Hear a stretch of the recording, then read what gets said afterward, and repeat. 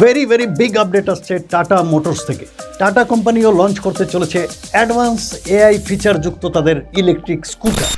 এইরকমই কিছু খবর কিছুদিন থেকে সোশ্যাল মিডিয়াতে তোল পার করে বেড়াচ্ছে।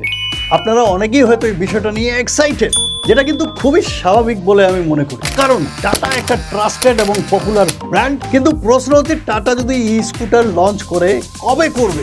আসুন এবার আসল গল্পটা বলি। টাটার কিন্তু টু হুইলার বানানোর জন্য কোনো ফেসিলিটি এই মুহূর্তে পৃথিবীর কোথাও নেই, ভারতবর্ষেও নেই। সুতরাং এটি একটি আসলে বিশুদ্ধ মিথ্যে কথা এবং ফেক নিউজ।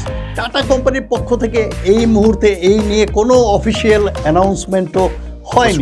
কিছু ছাপরি টাইপ ছেলে ছোকরারা তাদের পেজে রাতারাতি ভিউ কামানোর জন্য এই সমস্ত বাদরামি করেছে, আর এর বাইরে কিছু আমার বলার নেই। আমরা এর উৎস নিয়ে চ্যাট জিপিটিকে জিজ্ঞাসা করেছিলাম, সেখানে জানতে পারি একটি ইনস্টাগ্রাম পেজ থেকে এই পোস্ট প্রথম করা হয়। তারপর সবাই এটাকে সত্য ভেবে নানান পোস্ট ভিডিও ইত্যাদি করতে থাকে। ভাই, এভাবে যদি চলতে থাকে তাহলে আর কিছুদিনের মধ্যেই আপনি কিন্তু রিলায়েন্সের জিও ও পতঞ্জলি স্কুটারও দেখতে পাবেন। হ্যাঁ, পতঞ্জলির স্কুটারও কিন্তু ভাইরাল এই মুহূর্তে ইন্টারনেটে।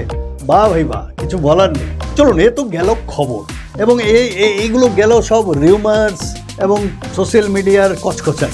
এবার আমি যদি আপনাদের জিজ্ঞাসা করি, যদি সত্যি সত্যি কোনোদিন টাটা, রিলায়েন্স বা পতঞ্জলি ই স্কুটার লঞ্চ করে, তাহলে আপনি কোন কোম্পানির ই স্কুটার কিনতেন? নিচে কমেন্ট বক্সে জানান। ইভি সম্পর্কিত অ্যাকচুয়াল প্রপার আপডেট পেতে সাবস্ক্রাইব করে রাখুন হাই স্ট্রিট বেঙ্গল। কাজে লাগবে। লাইক, কমেন্ট এবং শেয়ারও করে দেবেন।